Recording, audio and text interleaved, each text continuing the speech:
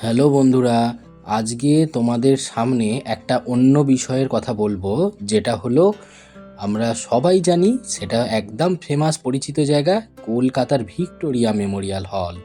এই Victoria Memorial হল সম্পর্কে আমাদের অনেকেরই এখনও অজানা কিছু তথ্য রয়েছে। তা চলো সেই অজানা তথ্যগুলো কি কি জেনে নেওয়া যাক। এই জাদুঘর মোটামুটি লর্ড কার্জন তৈরি করেছিল, মনে রাখতে হবে, ঠিক আছে? এই লর্ড কার্জনের যে ঐতিহাসিক জাদুঘর, সেই ঐতিহাসিক জাদুঘরের পরিকল্পনাই কিন্তু আজকের এই ভিক্টোরিয়া মেমোরিয়াল হল, যেটা করতে প্রায় 1,05,00,000 টাকা খরচ হয়েছিল। লর্ড কার্জন, যিনি ভারতবর্ষের যতগুলো প্রাচীন জিনিস আছে সেইগুলোকে তিনি সংরক্ষণ করার কথা বলেছিলেন।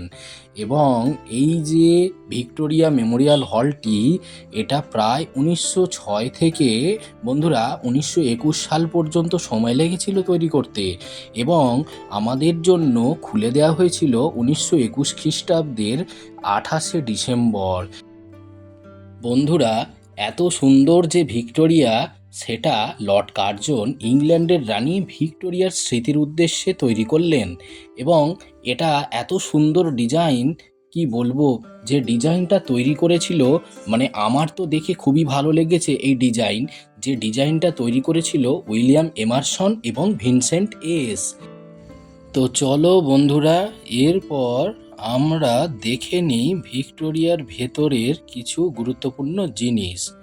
এই দেখছো, এটা আমাদের সবার কাছে পরিচিত যে এটা তাঁতিয়া টোপির ড্রেস, যেটা আম, সিপাহী বিদ্রোহের সময় কিন্তু উনি ব্যবহার করেছিলেন, নানা সাহেবের সঙ্গে একসাথে যুদ্ধ করেছিলেন। এবং এখানে আরও একটা দেখতে পাবে তোমরা, দেখো, যে উইলিয়াম এমারসন, আমি যার কথা বললাম, তিনি একটা মডেল এখানে তৈরি করেছিলেন এই ভিক্টোরিয়া মেমোরিয়াল হলে। তো বন্ধুরা, ভিডিওটা ভালো লাগলে লাইক এবং বন্ধুদের মধ্যে শেয়ার করে দিও। আরও এরকম নতুন নতুন তথ্য জানার জন্য চ্যানেলটিকে অবশ্যই সাবস্ক্রাইব করে দিও।